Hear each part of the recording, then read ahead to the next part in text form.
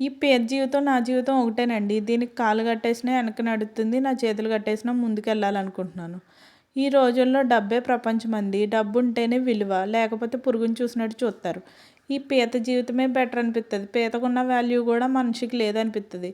నేనే బాధలో ఉన్నానంటే మా తమ్ముడు పీతలు అట్టుకొచ్చాడండి, గోదావరి పీతలు.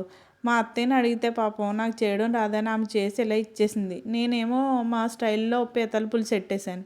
మనిషికి ఆనందం వచ్చినా, బాధ వచ్చినా తినడం అయితే మానేయం కదండీ! అలాగే నాకు బాధ అనిపించినా, ఆనందం అనిపించినా వంట చేసుకుంటానండి. ఇలాగ గోదావరి స్టైల్‌లో పీతల పులుసు పెట్టాను. మీకేమైనా నచ్చితే ఒకసారి ట్రై చేయండి.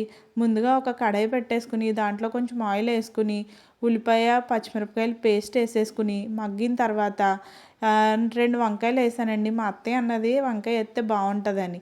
తర్వాత ఆ పీత ముక్కల్ని 2 చేసేసుకొని ఏసేసుకున్నాను. ఉప్పు, కారం పడతదని.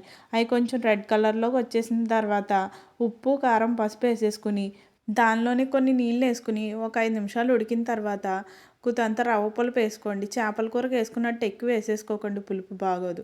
ఒక 5 నిమిషాలు మగ్గిన తర్వాత ఇది కూడా మసాలా ముద్ద జీలకర్ర, ధనియాలు, ఎల్లుల్లిపాయ ఇయన్నీ నూరేసేసుకుని మనం ఒక 5 నిమిషాలు ఉంచేసుకున్నామంటే మనం వేడి వేడి పీతల కూర రెడీ అయిపోయినట్టేనండి. ఒకసారి ట్రై చేయండి. మా గోదావరి సైడ్ అయితే ఇలా వండుకుంటాం. మీకు కూడా నచ్చుతదని అనుకుంటున్నాను. నచ్చితే గనక ఒక లైకు, కమెంటు, షేరు చేయండి. థ్యాంక్స్ అండి.